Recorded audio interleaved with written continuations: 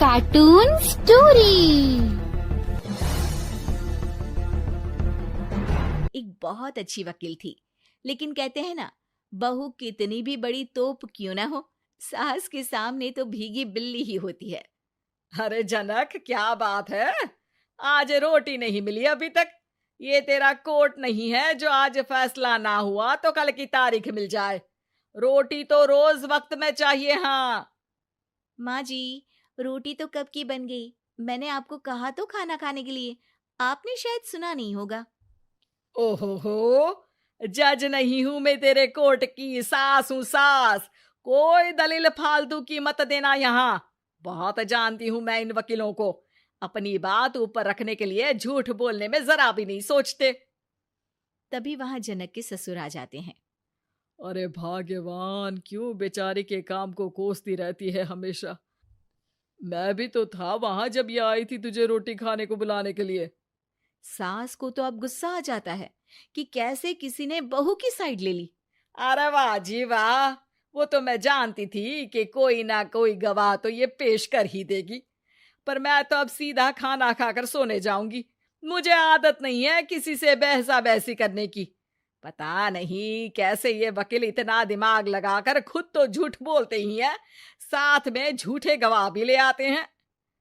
जनक को सास के ताने सुनने की अब आदत सी पड़ जाती है। एक दिन जनक वकील की ड्रेस पर काला कोट पहनकर कोर्ट के लिए निकल ही रही होती है कि अरे कहाँ चली काला कौवा बनकर? टोक दिया ना। अब कोर्ट तो वकील वाली ड्रेस पहनकर ही जाऊंगी ना। वाह भाई वाह, दामिनी तो मैंने भी देखी है। सन्नी पाजी ने ऐसा ही कोट पहना था और कहा था कि तारीख पर तारीख, तारीख पर तारीख। मतलब कि कोई बात करनी है तो बोलिए, वरना वक्त नहीं है मेरे पास खराब करने के लिए। अरे पता नहीं तुझ में क्या देखा मेरे बेटे ने, सारा दिन वकीलों वाली बहस करती है, भोली भाली सास के साथ। अच्छा सुन, जो इतनी बहस मेरे आगे करती है ना, जरा अपने बॉस से कर ले, जो 1 साल भी ना हुए तेरी शादी को और काले कपड़े पहना दिए। अंदर जा और लाल कोट पहन कर आ, पता तो चले कि नई नवेली शादी हुई है। अरे माँ जी, कोर्ट में मेरा बॉस क्या करेगा? ये तो पूरे देश की ड्रेस है वकीलों के लिए। लेकिन सास तो ठहरी सास।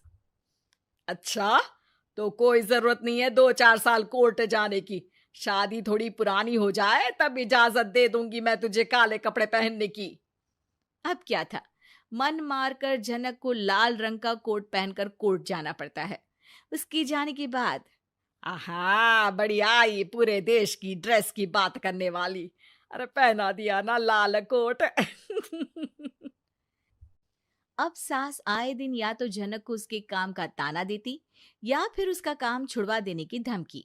तंग आकर एक दिन जनक पति से कहती है, मैं सोच रही हूँ कि कोर्ट जाना बंद ही कर दूं।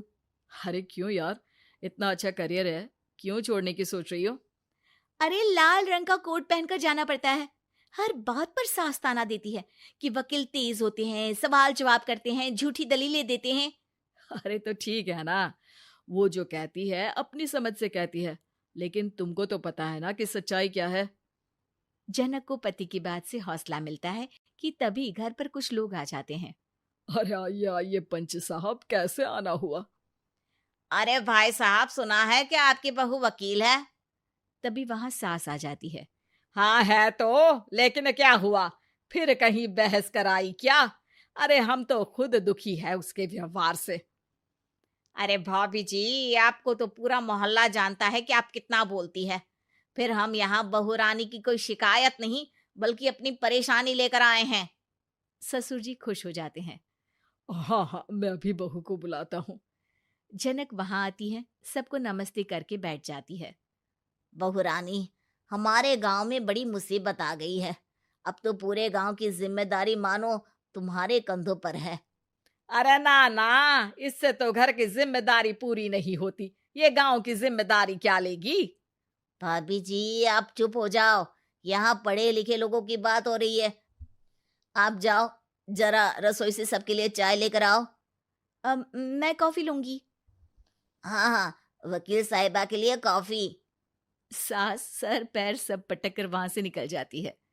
बहू, गांव में पानी नहीं आ रहा है।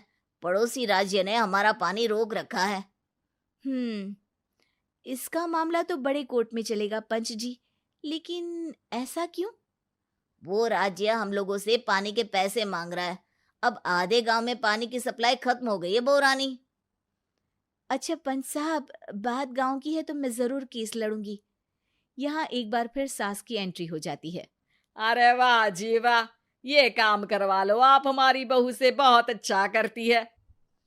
मैं हूं सीधी सादी सास। इस लड़की ने कैसे लड़ लड़ कर मुझे साइड कर रखा है, ये तो अब आपको पता चल ही जाएगा। अरे भाभी जी, आपकी आवाज तो पूरे गांव को सुनाई पड़ती है जब आप बहू रानी को सुंदर वचन सुना रही होती हैं। अरे वकील बहू मिली है, फक्र करो फक्र। हाँ जी हाँ, सारी फकर तो हम लोग ही करें।